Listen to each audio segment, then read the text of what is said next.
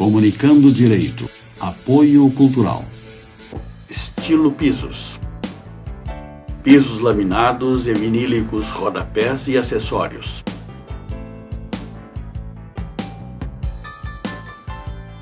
Mão de obra própria, entrega imediata. Estilo Pisos, Avenida Sertório 4500, fone 3362-1818, Porto Alegre. Artes Pedras. Marmoraria focada em qualidade e atendimento personalizado, com o portfólio mais completo da região.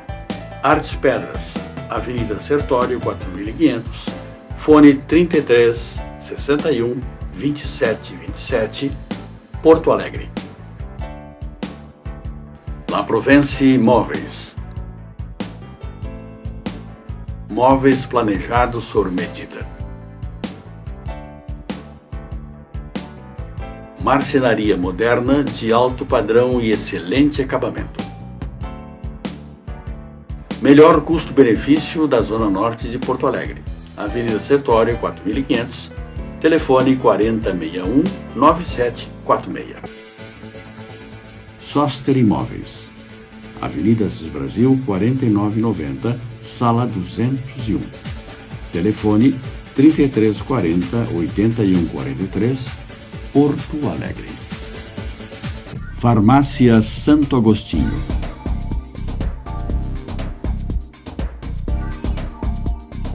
Rua Pero Lobo Pinheiro, 2071. Fone 3340-7910, Sarandi. Farmácia Pastoriza. Rua Bernardino Silveira Pastoriza, 561. Fone 3381-3494, Porto Alegre. Estamos no ar com o programa Comunicando Direito da GSUL TV, canal 6 da NET.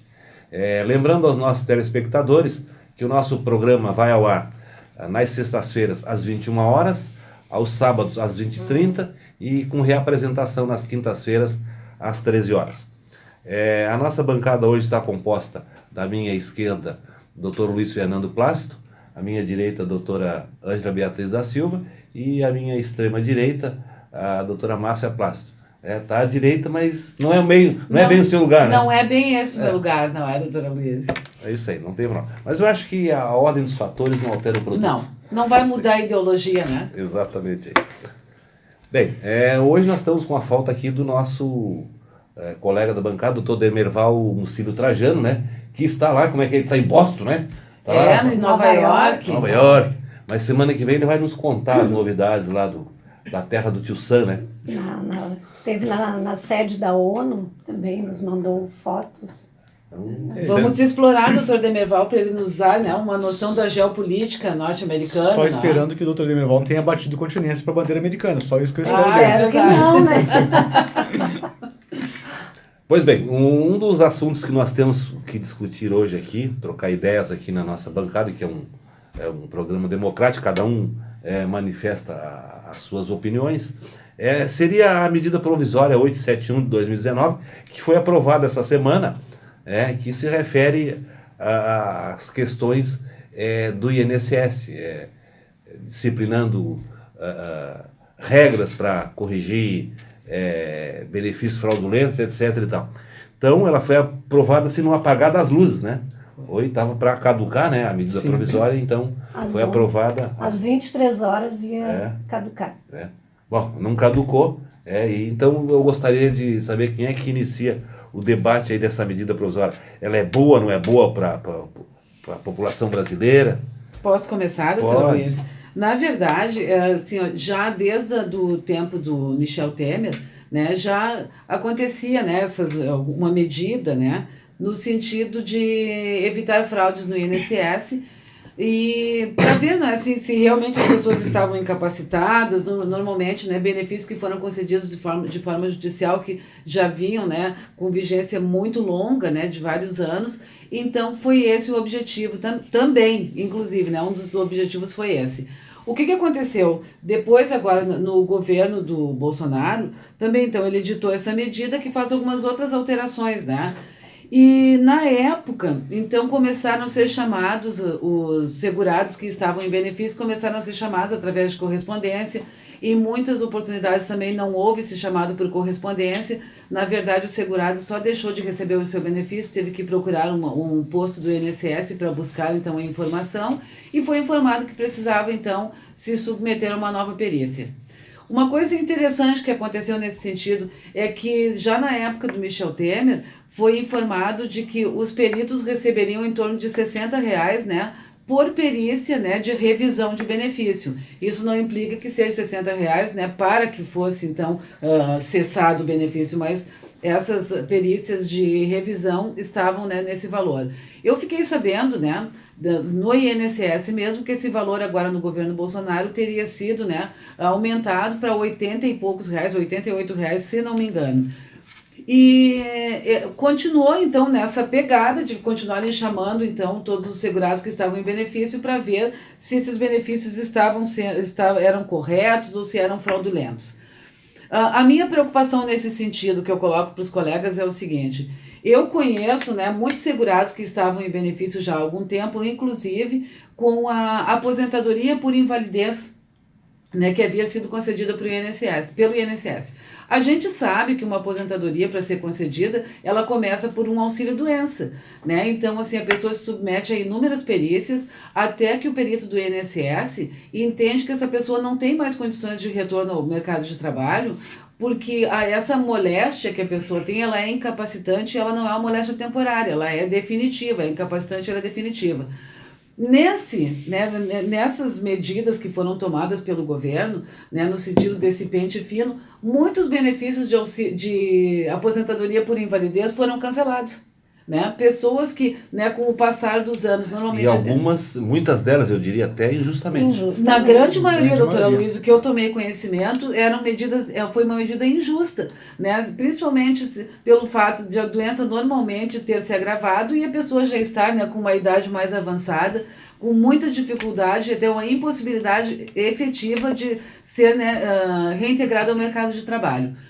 Também teve alteração nessa medida, né, que eu sempre coloco, sempre o andar de baixo, o problema, né, assim, é sempre maior.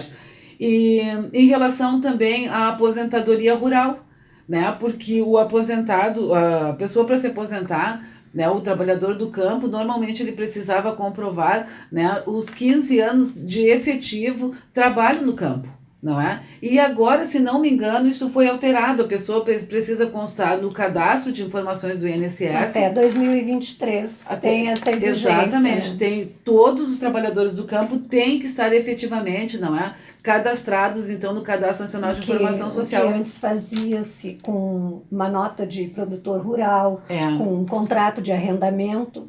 Hoje, a partir dessa medida provisória, né, que essa norma vai vigorar em 2023, é necessário, então, ser cadastrado e vai ser avaliado. Exatamente. Quando antes, né, com toda essa documentação que demonstrava o efetivo trabalho no campo, mais a certidão, né, que era fornecida pelos sindicatos, né, normalmente era reconhecido o direito no INSS. Agora, mais uma dificuldade para o trabalhador rural.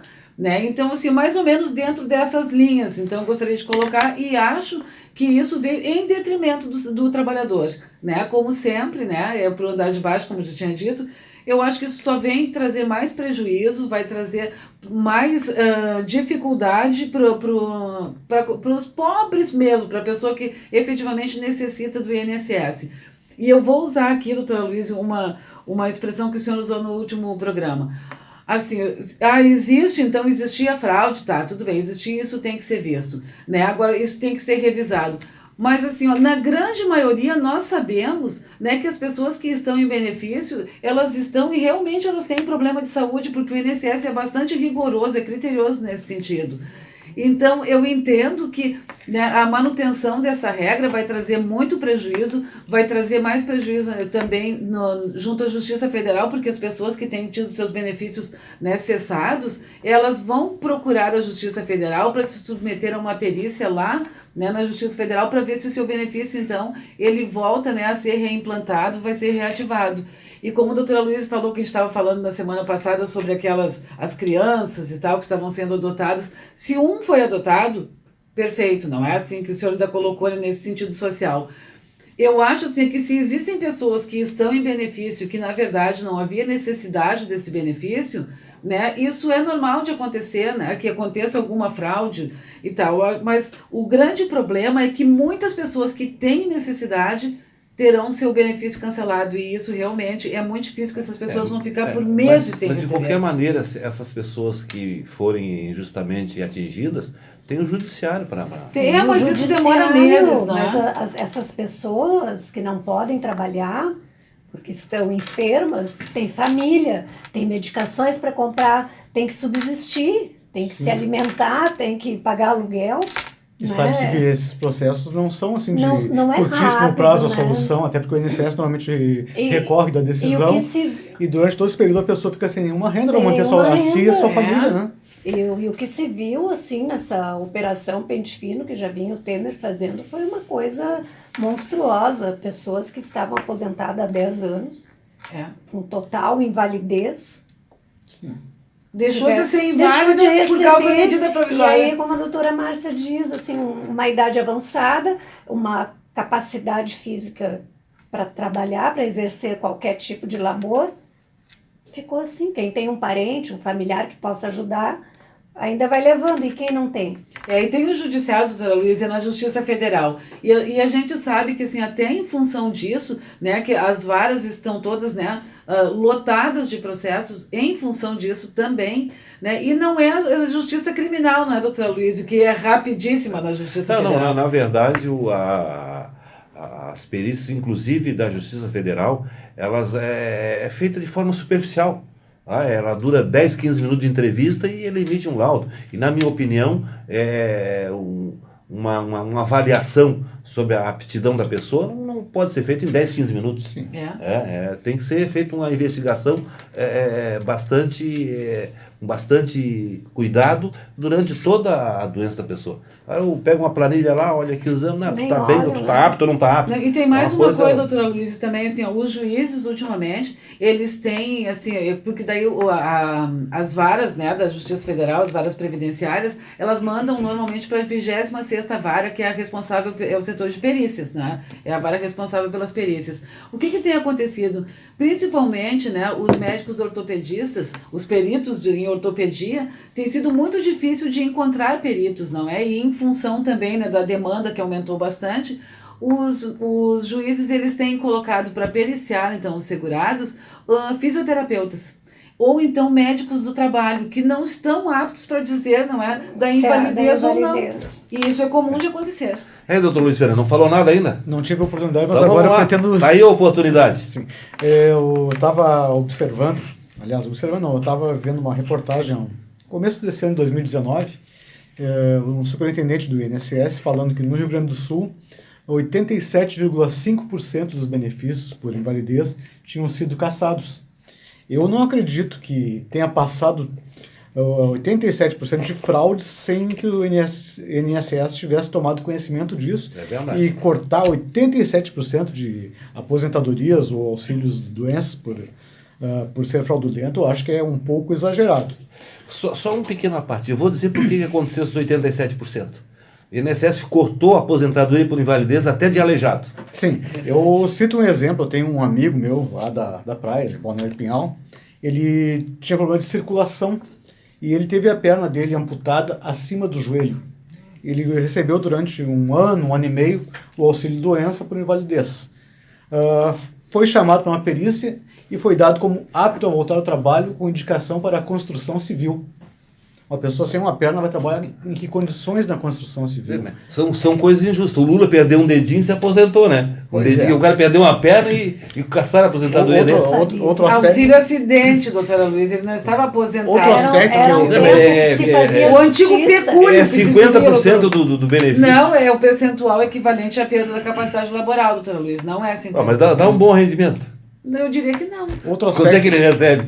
Hoje, doutora Luísa, desse benefício de auxílio eu não sei lhe dizer desse benefício, pouco não deve mas ser, hoje ele é aposentado. Até porque o presidente Lula tem 73 anos, né, doutora Luísa? Tá jovem, voltou a namorar, né? Sim, mas é que não tem idade para namorar. Vamos deixar o doutor Luiz concluir aí. Tem idade agora para namorar. Vamos deixar o doutor Luiz Fernando terminar aí. Outro aspecto que eu gostaria de relevar é a desconsideração desses peritos em relação ao acompanhamento médico que é feito pelo segurado com outro médico. Eles não levam muito em consideração aquele tratamento que vem sendo feito ao longo de muito tempo e já dão um laudo negando, em desacordo com o profissional que acompanha o segurado há muitos anos. Tem muito mais conhecimento de causa. Exatamente, que faz o exame mais minucioso, que acompanha através de consultas médicas periódicas, não são levados em consideração. Outro aspecto também seria os laudos repetitivos. A gente que labuta nessa área observa nos processos que a gente entra previdenciários que muitos laudos se repetem, sem levar em consideração a peculiaridade de cada segurado que ali está sendo periciado.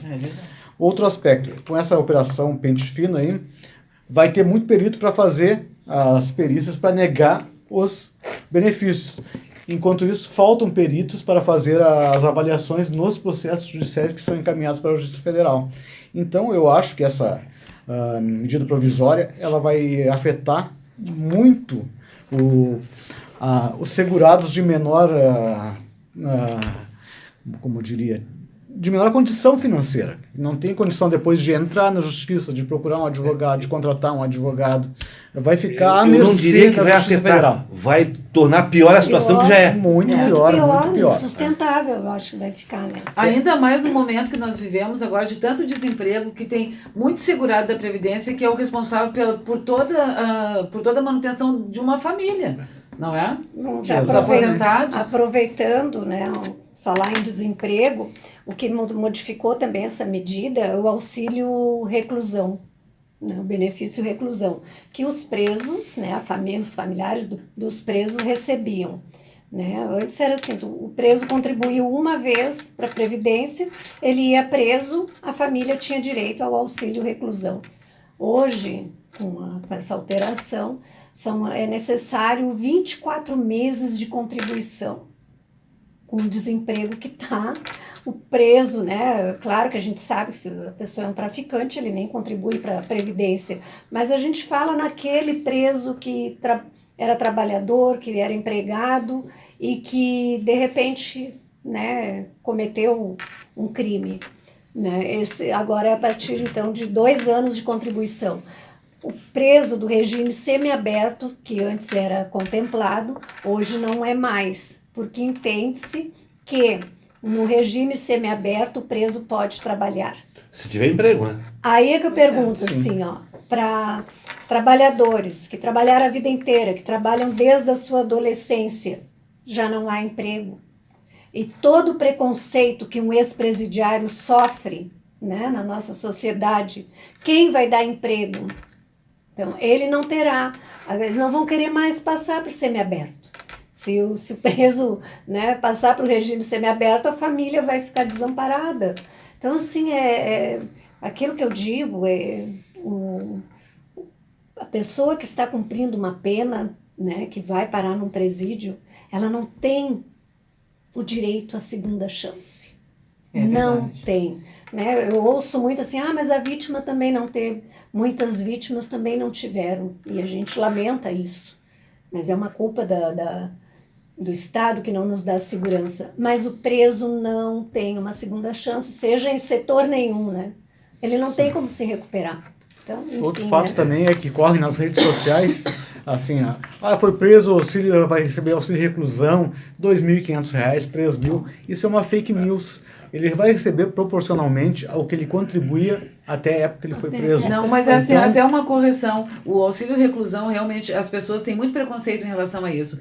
Mas, na verdade, para que a família do preso tenha direito ao auxílio reclusão, o seu salário de contribuição não pode ultrapassar, se não me engano, R$ 1.432, alguma coisa assim. Se passar desse valor, a família já não tem direito ao auxílio reclusão. Uma outra coisa que eu diria que só os incautos possam entender que isso ocorre, que basta ser preso para receber o auxílio de reclusão. Não, Claro é necessário que seja afiliado ao regime de previdência. Tem que ser segurado no momento da prisão, senão a família não tem E direito. também não vai poder acumular o auxílio reclusão com outros benefícios, caso a família receba salário maternidade, enfim, tem uma aposentadoria, não pode acumular, ele vai ter que optar. Doutor, terminou, não? Só queria ressaltar também, em relação a esse auxílio de reclusão, a questão dos homicídios no presídio de Manaus, onde 55 pessoas foram assassinadas no presídio, e sendo que esse presídio ele é privatizado.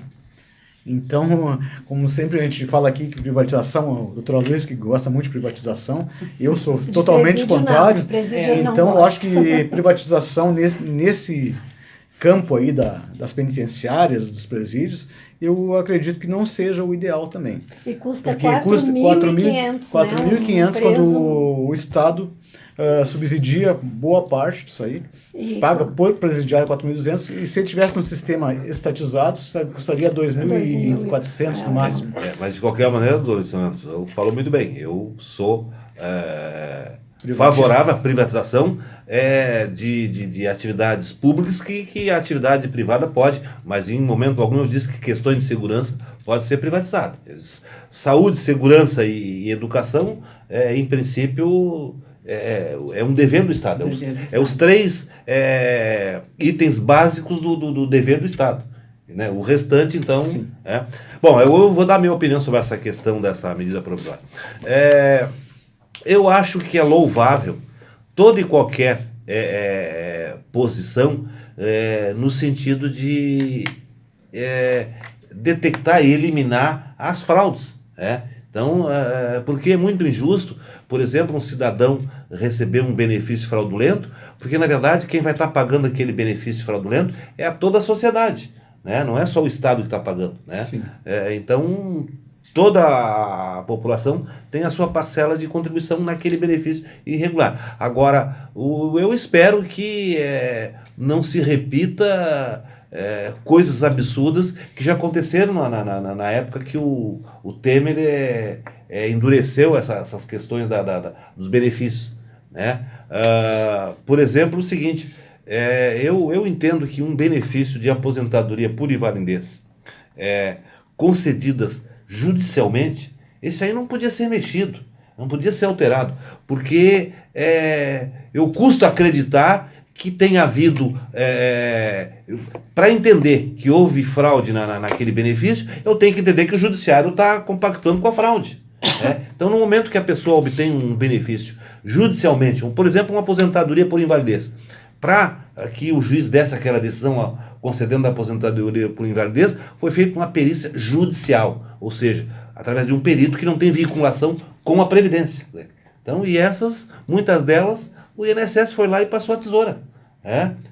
De aleijado, de pessoas com doença de poliomielite, uma série de coisas. Né? Então, a minha preocupação é essa. Agora, essa medida provisória, eu entendo que ela tem uma questão que reconhece a falência da própria autarquia do INSS. Ou seja, conceder bônus aos funcionários que vão detectar fraudes. Olha, então significa que eu estou dizendo que eles não estão cumprindo com a sua função.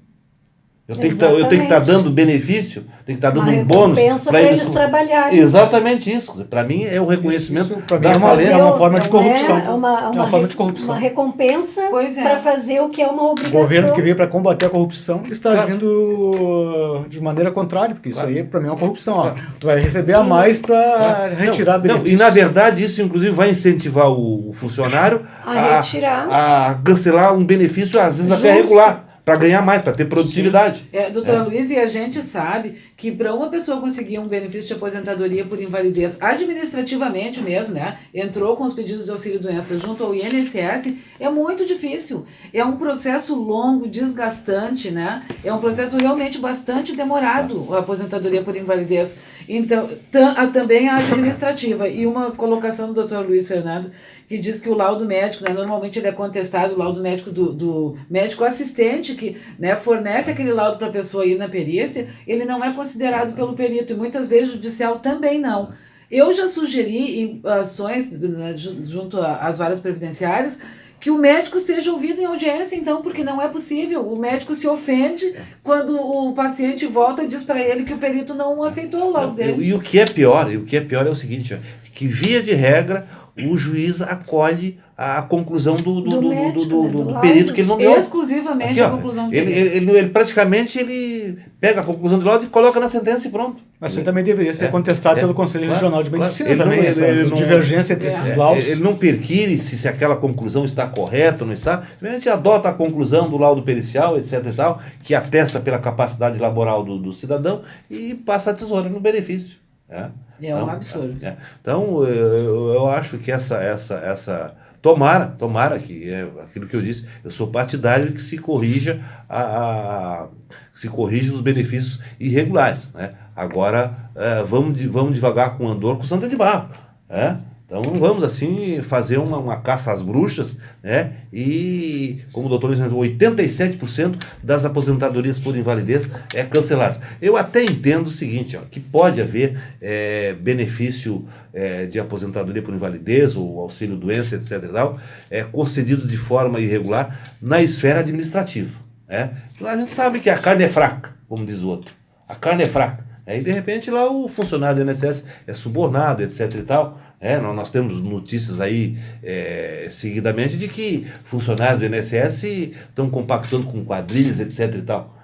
Então, e via de regra, toda fraude, quando se pratica com tempo de serviço fraudulento e tal, sempre tem um funcionário do INSS vinculado àquela... Porque às vezes é muito difícil fazer a falcatrua sem o auxílio de pessoas lá de dentro.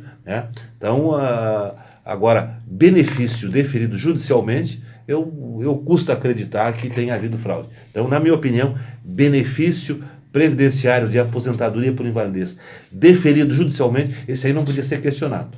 Pois é. Doutora Luiz, o senhor deve estar lembrado do doutor Ricardo Nusk, que era um juiz da Justiça Federal, que ele sempre marcava audiências para essas ações, inclusive com pedido de aposentadoria, de auxílio-doença. Eu lembro que, às vezes, nós tínhamos audiência marcada para as 10 da manhã e saímos de lá 10 horas da noite, porque ele falava com o advogado, com os clientes, com o autor da ação, e era bem interessante mesmo o que acontecia. Hoje, doutor Luiz, tem um grupo de advogados previdenciaristas que se reuniu e foi à Justiça Federal para conversar com o juiz, em função de uma perita, uma perita que, claro, não vou citar nomes, e a perita, então, porque em função dos laudos, que são sempre laudos muito parecidos, os benefícios nunca são concedidos por essa perita, e os autores das ações se dizem, se dizem destratados pela perícia, ou ofendidos, que são realmente tratados de uma maneira muito deselegante e desagradável. O que aconteceu? O juiz recebeu esse grupo de advogados previdenciaristas e fez a seguinte colocação, que não podia fazer nada, que o perito tinha liberdade porque era o trabalho do perito, então não podíamos ter ingerência alguma,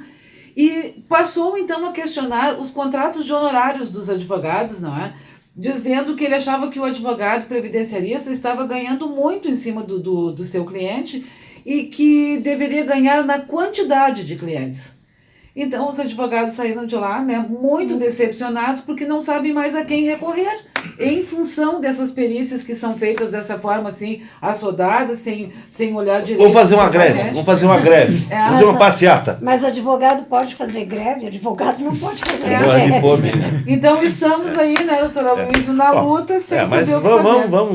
Vamos torcer que realmente essa medida venha em benefício de toda a população e não apenas em detrimento do prejuízo daquela camada mais pobre, Eu me preocupo muito com aquela classe lá de baixo. Aquela que mais precisa, que mais precisa, exatamente isso. Mas, vamos, toda a intenção de tentar corrigir as distorções que existem no nosso país, você vale.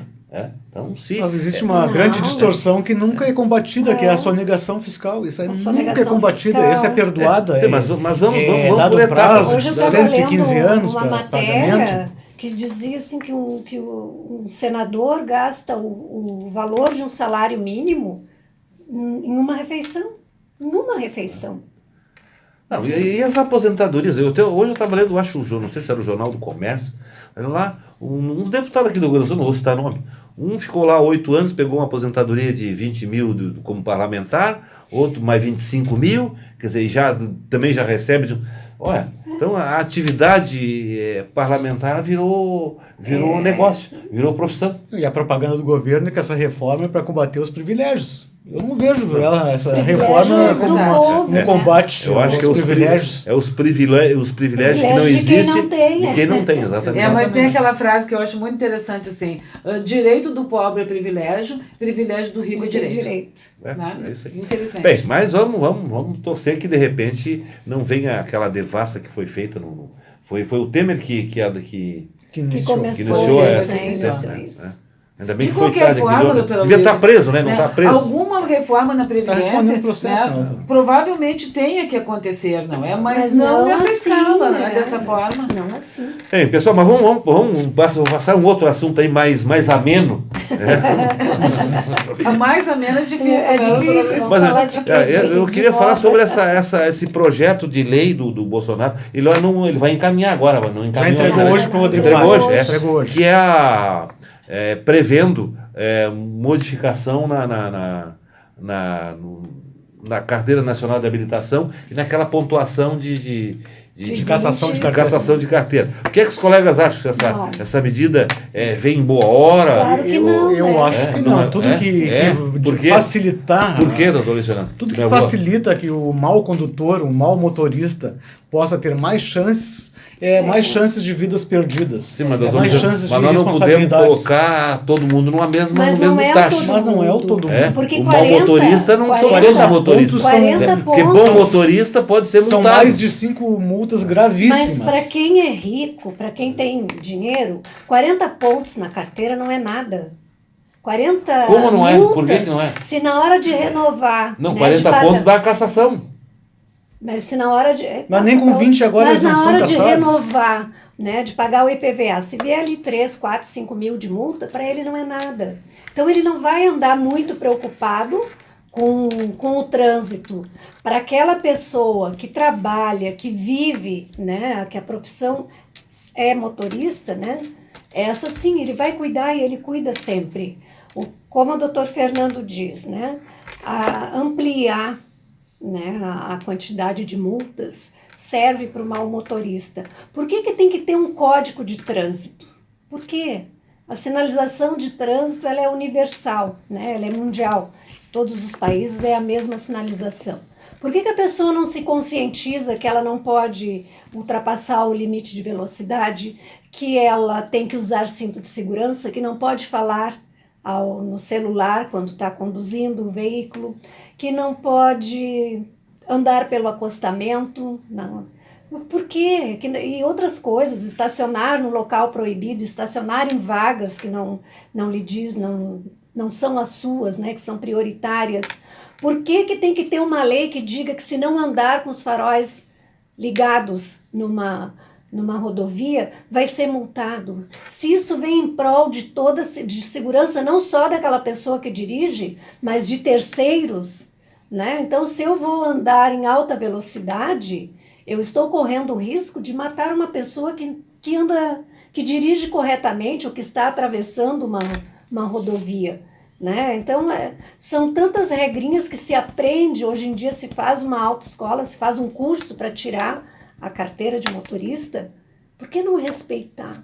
Então, assim, quando o Bolsonaro diz que o problema desse país é o político, não é a mentalidade do povo, de certas pessoas, que a gente conhece, é a nossa mentalidade que diz as normas foram feitas para serem transgredidas.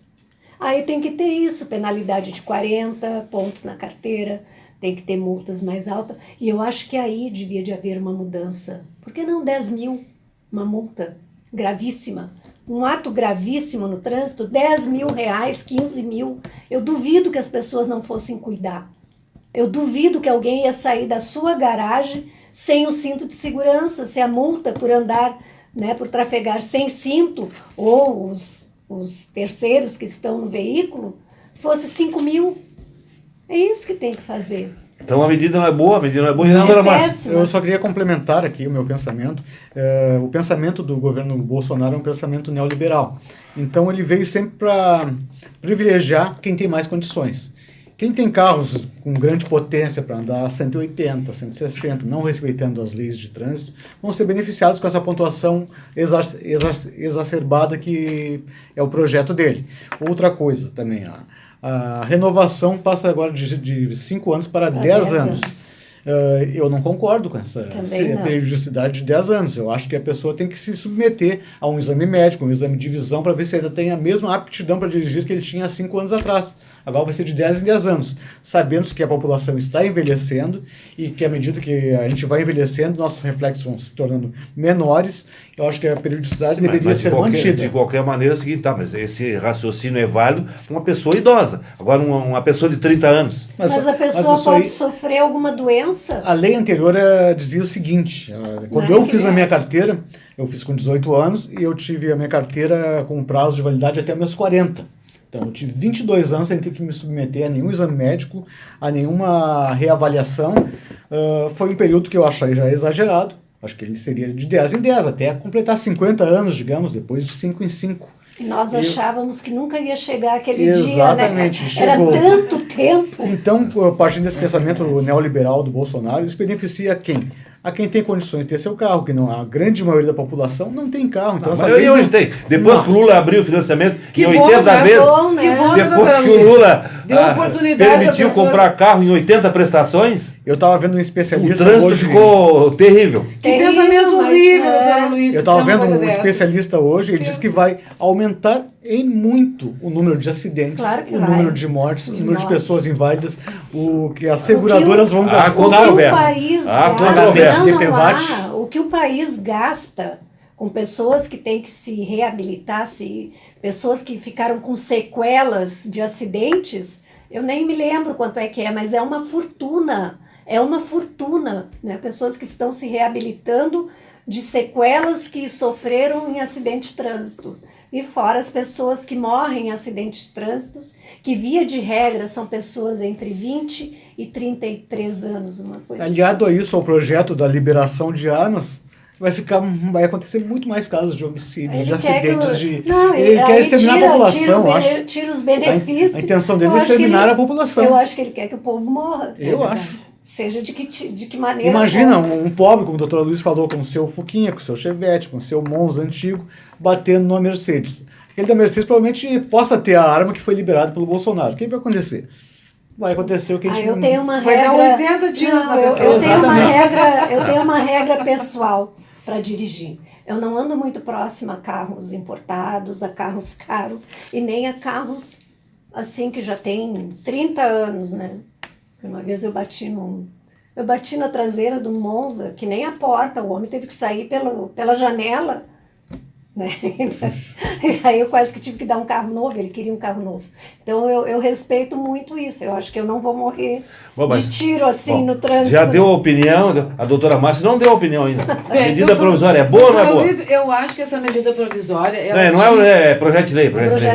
Esse projeto. Eu acho que tinha que vir exatamente de um governante como o Bolsonaro, porque eu vejo o Bolsonaro com um pensamento de médio para baixo. Então, eu acho assim, que ele tem uma mentalidade assim, muito tacanha, muito obtusa. O que eu entendo? Que ele manda esses projetos, ele tem interesse, por exemplo, né, como todos os colegas já falaram aqui, que eu endosso, eu acho perfeito isso realmente, né, que isso vai aumentar os acidentes, né, que isso vai trazer mais prejuízo ainda para a população. As mortes de trânsito, eu sempre ouvi, né, especialistas em trânsito dizendo que aqui no Brasil as mortes de trânsito são comparáveis às mortes em guerra. Tamanho é a quantidade de mortes que acontecem no trânsito. O Bolsonaro agora... Essas mortes estão acontecendo antes de ter mudado a lei. Sim, mas agora vai aumentar ainda Agora mais. vai aumentar mesmo. E mesmo com mudança da lei, a gente ouve nos meios de comunicação, assim, nesses feriados que acontece de morte no trânsito. Porque aumenta Mas, também assim, o fluxo de veículos também. Exatamente. Não precisaria haver leis para se conduzir um veículo. Meu Deus, não precisaria. Se as pessoas se conscientizassem que dirigir de uma forma errada pode causar danos a si e a terceiros, se jogar lixo no chão, deixar lixo na beira da praia, nos rios, nos riachos, isso vai voltar, isso vai danificar o meio ambiente. Por que é tão difícil? Por que é falta tão de educação, difícil? não é? Aliado às nossas péssimas estradas no O nosso espaço tá meio que apertado. Deixa a doutora Márcia concluir. Não estão deixando a doutora Márcia. Eu não falei ainda também. Não, e daí eu digo assim, doutora Luiz, eu concordo com os colegas que realmente é um absurdo, né? Que as pessoas sejam reavaliadas de 10 em 10 anos, né? Porque muitas coisas acontecem nesse lapso de tempo, né? Eu acho que realmente é interessante que as pessoas sejam reavaliadas de 5 em 5 anos, né? E assim, uma outra colocação que eu quero deixar muito claro aqui, que o Bolsonaro, ele se preocupa com essas coisas menores, não é? Ele sempre lança alguma coisa, assim, que venha de encontro, né, com algum clamor, né, de parte da população. Eu acho que ele tinha que estar preocupado hoje com o desemprego. Ele tinha que estar preocupado hoje que as pessoas precisam estar empregadas para poder comer. Né? Porque assim, eles estão sempre mudando, né, de uma reforma para outra. O que aconteceu primeiro? Tinha que ter aquela legislação então que não podia então ter aumento pelos 20 anos, aquela lei toda, que era para o Brasil alavancar, para melhorar, para que então tivéssemos emprego no Brasil. Passado isso, tinha que acontecer a reforma trabalhista, que daí ia diminuir o desemprego. Agora tem que fazer a reforma da Previdência. Entre uma coisa e outra, o Bolsonaro lança assim, algumas, põe o bode na sala. Assim. Em suma. E o Paulo Guedes hoje também já está falando na reforma administrativa que tem que ser a bancada toda aqui acha que essa medida do Bolsonaro dando validade à carteira de habilitação de 5 para 10 anos, aumentando a pontuação de 20 para 40 para perder a carteira. Eu acho perfeito para matar a população. Eu vou fazer uma pergunta aos colegas aqui. Alguém aqui é dono de CFC ou parente de algum dono de CFC? Não. Não? Então tá. Então eu diria o seguinte: essa medida é ótima, é muito boa. Ela só vai contrariar os interesses de donos de CFC. Porque a cada renovação que tinha da Carteira Nacional de Habilitação, o CFC ganhava um percentual. Agora, no momento que vai passar para 10, vai diminuir os ganhos do CFC, do Centro de Condutores de Veículos. Mas eu não tenho problema nenhum que o CFC ganhe dinheiro, doutora Luiz. Eu não quero acidente de trânsito. Mas o senhor acha que uma pessoa... Por exemplo, eu renovei a minha carteira o ano passado. Eu vou renová-la daqui 10 anos. Eu vou estar com quase 70 anos.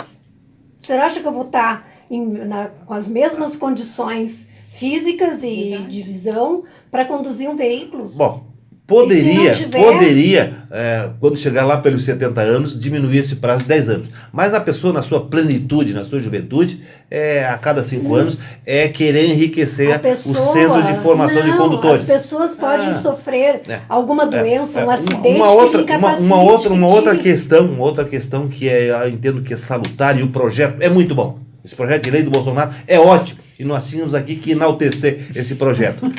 Por quê? A pontuação de 20 pontos para a pessoa ter a suspensão do direito de dirigir é uma coisa que, por exemplo, eu posso sair daqui e fazer uma viagem a Santa Catarina e de repente eu fui descuidado e passei em 4 ou 5 pardal com velocidade acima. Perdi o direito de dirigir. É justo isso? Uma outra questão. Agora então eu vou citar um outro exemplo. Uma pessoa, por exemplo, um representante comercial, um vendedor que atua essencialmente viajando para o interior, para outras cidades. Essa pessoa fica extremamente ao contrário de nós, que só trafegamos praticamente na cidade, a não ser quando estamos no nosso momento de lazer, eles trafegam muito em rodovias, então eles ficam muito mais sujeitos a serem flagrados por esses pardais, controladores eletrônicos. Luiz, eu posso lhe fazer uma pergunta? Pode. O senhor acha que um motorista que em uma única oportunidade é pego em 5 pardais, ele está apto para dirigir, ele está atento à sinalização. Se existe uma sinalização, existe uma placa antes, a tantos quilômetros. Eu já fui multado uma vez, discuti 3 vezes numa viagem, 3 multas, 3 pardal. Eu já fui multado. Porque eu estava desatento. Eu fui multado na ida e na volta em pardal, na Protásio Alves. E eu estava desatento e eu assumi o erro. O projeto é bom, eu até achei que a bancada fazia parte de... Eu tinha interesse em CFC. Mas não tem. Não, doutor Luiz, não temos. Mas agora, a questão é polêmica. O Antônio deu sinal lá. Mas nós vamos agora, então, passar a responder as perguntas do nosso telespectador. Se não responder as perguntas, eu sou cobrado depois. Via de regra, olha, as perguntas não estão sendo respondidas. Então vamos passar agora a responder as perguntas. Então vamos lá, doutor Ângelo, começa aí. Senhor Ernesto Souza informa que seus pais faleceram e os irmãos não querem fazer o inventário. Pergunta: se pode iniciar o inventário sem a concordância dos demais herdeiros? Quem quer responder essa? Posso começar aqui respondendo. Na verdade, né, normalmente, quem entra com o inventário é quem está na posse e administração dos bens. Né? Ou então o cônjuge, né, pode entrar também com o inventário ou qualquer um dos herdeiros. No caso, né, do seu Ernesto, que os demais herdeiros não têm interesse, né, em entrar com a ação de inventário, ele pode ajuizar a ação de inventário, né? Ele vai, então, indicar quem são os demais herdeiros, essas pessoas serão, então, intimadas a se habilitarem no inventário. Então, o inventário vai prosseguir, né, com a habilitação dos irmãos dele que não têm interesse na abertura do inventário. Eu só acrescentaria que, como a doutora Marcia disse, o inventário sai de qualquer maneira. A única diferença que existe é que ele é um pouquinho mais demorado quando não há concordância dos outros, porque tem que mandar citar, etc. E tal. Isso acarreta uma certa demora. Ele aumenta o prazo de duração do inventário. Quando entram todos juntos, todos com o mesmo advogado, não é? Mais rápido. O senhor Ademar Calazans informa que pagou uma dívida que estava prescrita. Pergunta se pode postular a devolução da quantia paga. Eu responderia ao seu Ademar Calazans que a dívida, na verdade, ela tem a prescrição em relação ao ajuizamento da ação para a cobrança. A dívida continua sempre existindo. Ele não tem direito a pleitear a devolução do valor pela prescrição do valor que ele devia. Ele poderia ter contestado se houvesse uma ação alegando a prescrição em função da decadência do direito de entrar com a ação. Eu diria o seguinte, não era obrigado a pagar. Pagou. Dançou. Não tem volta. Eu devia ter requerido não tem como a prescrição do período. Não, ele não precisava, é que ele pagou espontaneamente. Então não tem que requerer. Pagou, na verdade ele foi burro pagar. Agora, foi burro, não era obrigado a ter pago. Pagou porque quis. Então não tem devolução. Ele não tinha uma informação. Ele foi extremamente honesto. Por que não contratou, não consultou um advogado? Mas ele foi extremamente honesto. Ele tinha aquela dívida e ele foi lá e pagou. Posteriormente, ele ficou sabendo que a dívida estava prescrita. Então, se estava prescrita, ele pagou injustamente, indevidamente. Paga uma consultinha para um advogado antes de pagar. Deve ter consultado no advogado. Dependendo do valor da dívida, não vale muito a pena. Se ele sabia que estava prescrito ou não. Porque esse conhecimento o cidadão comum não tem, não. O senhor Ademar é uma pessoa extremamente honesta. Parabéns, seu Ademar. Isso são poucos no Brasil, né? É verdade. Vamos ver. Telespectador não identificado pergunta: como fica um inventário no qual um dos herdeiros falece durante o andamento do processo? Não, pode ir. Tá. Quando o inventário está em andamento e ocorre o falecimento de um dos herdeiros, é possível partilhar os bens desse herdeiro no próprio inventário, né? E isso aí seria o que se chama cumulação de inventário. Só que isso só é possível antes de ultimada a partilha dos bens, né? Quando o processo de inventário está em andamento, né? Isso é de bom alvitre, porque ele vem corroborar o espírito do legislador em dar celeridade aos processos. Porque se não fosse assim, teria que ser concluído aquele inventário para depois ser feito a partilha dos bens do herdeiro que havia falecido durante o inventário. Então, é possível, em caso de falecimento, fazer o que se chama acumulação de inventário e partilhar dentro daquele próprio inventário os bens que o herdeiro deixou aos seus legítimos herdeiros. Vamos lá. O senhor Acácio dos Santos Neto pergunta: quem fica com a herança de uma pessoa solteira e sem filhos? Normalmente seriam, no caso, os descendentes seriam os filhos. Como ele não tem filhos, seriam seus ascendentes, pais, avós. Não existindo também, passa-se para a linha colateral, que seria tios, sobrinhos, primos. Então, nesse caso do seu Acácio dos Santos, não existindo filhos, eu passaria primeiramente para os ascendentes e posteriormente para os parentes colaterais. E irmãos? Irmãos. Os irmãos provavelmente já estão na herança, né? Desde que ele não tenha deixado testamento. Sim. Né? Porque se ele não tem ascendentes nem descendentes, que são os herdeiros necessários, ele pode testar a herança toda dele para uma entidade de caridade, uma instituição de caridade, para um parente, para um conhecido. Então ele tem o direito de dispor de toda a sua herança como melhor lhe aprouver. Agora, e caso não haja nenhum parente reconhecido, o Estado... A herança já sente. Fica para o Estado. O Estado não perde quase nunca, né? Exatamente. Nunca, né? Então, essa herança não tem como ficar sem dono, né? Se não ficar para o cidadão, fica para o Estado. É verdade. Trabalhar uma vida inteira, né, para deixar para o Estado é ruim, né? É triste. Não, via de regra, o correto, eu acho que seria uma coisa até louvável, e deixar para uma instituição de caridade. Quando não tem os herdeiros necessários, né, ascendentes nem descendentes. Ou uma pessoa próxima, que não necessariamente seja que de familiar, repente, né, que seja parente, mas não, um que de amigo, repente uma pessoa que tenha cuidado ele na sua doença, na sua velhice. Tenha sido um bom amigo, né? Mas tudo isso aí a partir de um testamento, né? Jamais testamento, um processo legal de inventário. Senão fica para o Estado. Então tá, dá mais uma pergunta. Antônio? Vamos lá. Telespectador não identificado informa que se envolveu em um acidente e a outra parte não ajuizou a ação de reparação de danos. Entretanto, recebeu uma citação da seguradora da parte adversa cobrando danos. Pergunta se isso é possível. Quando ocorre isso, é possível desde que haja culpa pelo acidente. Porque, na verdade, a seguradora, quando entra com a ação, ela, via de regra, ela indenizou o seu segurado. A pessoa que se envolveu no acidente tinha contrato de seguro com a seguradora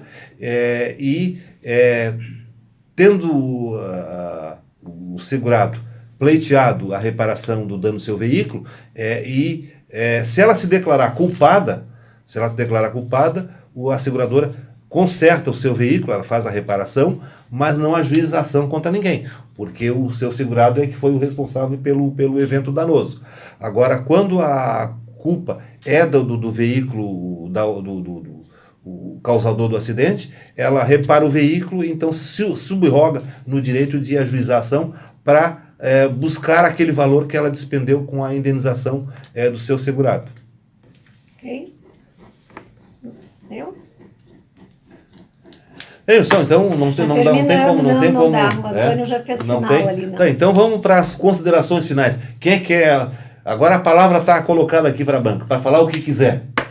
Bom, então eu vou fazer uma colocação, doutor Luiz, que o senhor tinha falado antes. Assim, vamos agradecer aos governos populares, né, que deram a oportunidade, né, do pessoal do andar de baixo conseguir, então, ter o seu veículo, né, comprar o seu carro, né, com a retirada de impostos. Então, assim, agradecemos ao governo popular porque as pessoas de menos condições financeiras também têm o direito, né, a serem protagonistas, a terem uma vida um pouco melhor. Eu concordo com a doutora Márcia que tem que louvar isso. Agora, não se pode dizer o mesmo do caos econômico que eles deixaram o país, né? Eles quebraram o país. Com o qual eu não concordo. Nós vamos começar o programa de novo, eu vou querer tempo para ela. Eu gostaria de agradecer a presença do... Não, mas isso é para descontrair.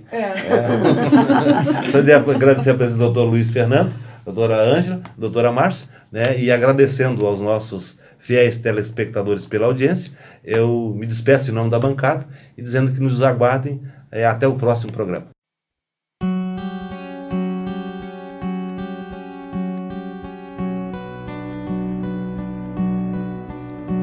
Faça uma lista de grandes amigos, quem você mais via há 10 anos atrás, quantos você ainda vê todo dia, quantos você já não encontra mais. Faça uma lista dos sonhos que tinha, quantos você desistiu de sonhar, quantos amores jurados pra sempre, quantos você conseguiu preservar, onde você ainda se reconhece, na foto passada ou no espelho de agora. Hoje é do jeito que achou que seria, quantos amigos você jogou fora, quantos mistérios que você sondava, quantos você conseguiu entender, quantos segredos que você guardava, hoje são bobos. Comunicando Direito. Apoio Cultural. Estilo Pisos. Pisos laminados e vinílicos, rodapés e acessórios.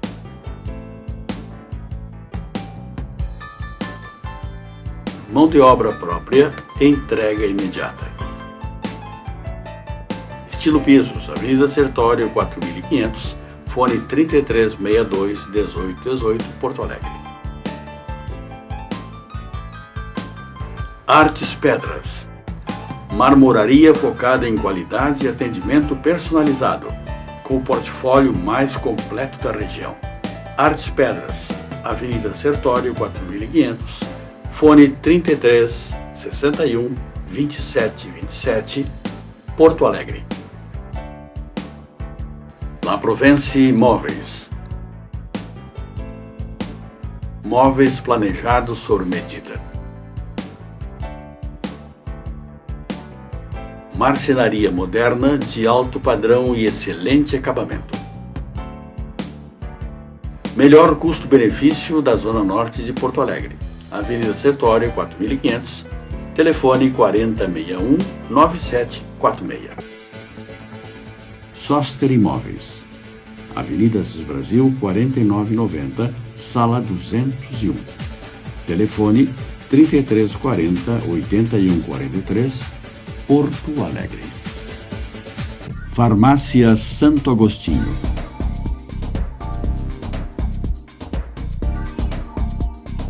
Rua Pero Lobo Pinheiro, 2071. Fone 3340-7910, Sarandi. Farmácia Pastoriza. Rua Bernardino Silveira Pastoriza, 561. Fone 3381-3494, Porto Alegre.